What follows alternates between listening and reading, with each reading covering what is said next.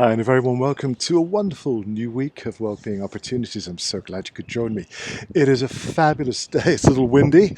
I hope the noise of the wind doesn't interfere too much with the recording.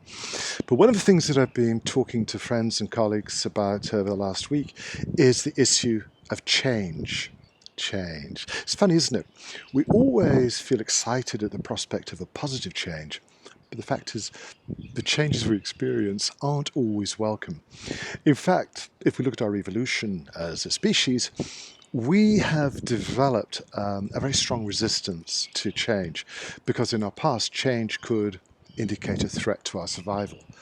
The water dries up, the food supply disappears, we can't find shelter, too many predators. So whilst we live in a culture which embraces the idea of excitement and adventure and new things, deep down, we much prefer the devil we know to the devil we don't. And I'm not talking about your colleagues at work here. But I think it's important for us to understand that change is just the most natural part of life's cycle. Look around you. We're experiencing a change in the seasons. Within the space of a few short months, the temperature here has gone from minus 32 to plus 30 degrees.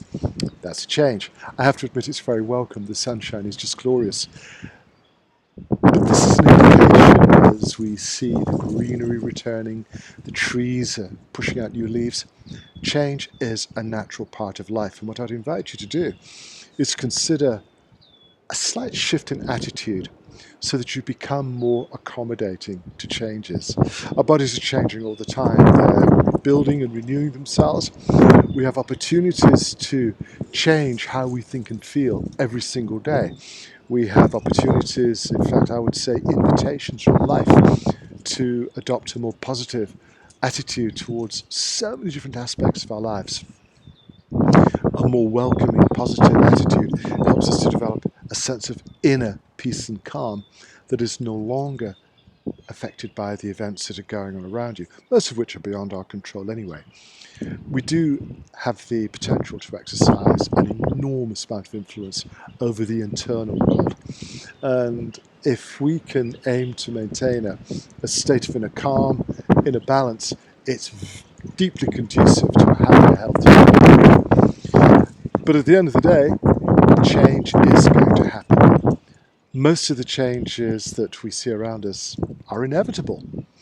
And if we can learn to be more accommodating, more accepting of change, it's just a slight shift in attitude. Just being aware of the natural flow of cycles of life.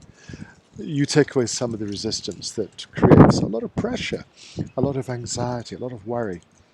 There's a sense of surrender to some things that are inevitable so that you have a much smoother pathway in life with a lot less internal resistance. Change is happening all the time at the cellular level in your body. Change is happening. The sun rises, the sun sets.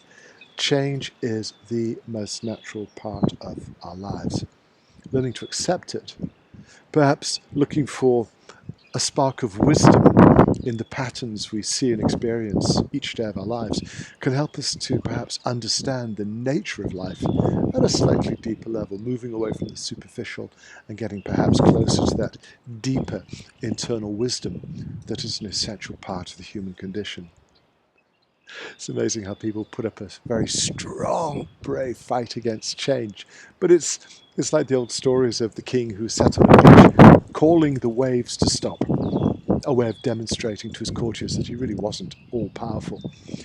In the same way, whilst we can exercise fantastic influence over the internal architecture, the internal landscape of our own hearts, it is much healthier for us to understand the natural flow and cycles of life so we don't waste time and energy battling against the natural tides. I'd love to know what you think. It's a complex subject. It's full of nuances and wonderful opportunities for interpretation, but your thoughts and feelings are always deeply welcome. And as I step back in to tackle the day's agenda, allow me to wish you the most wonderful week. I'll be back with you again very soon. Bye for now.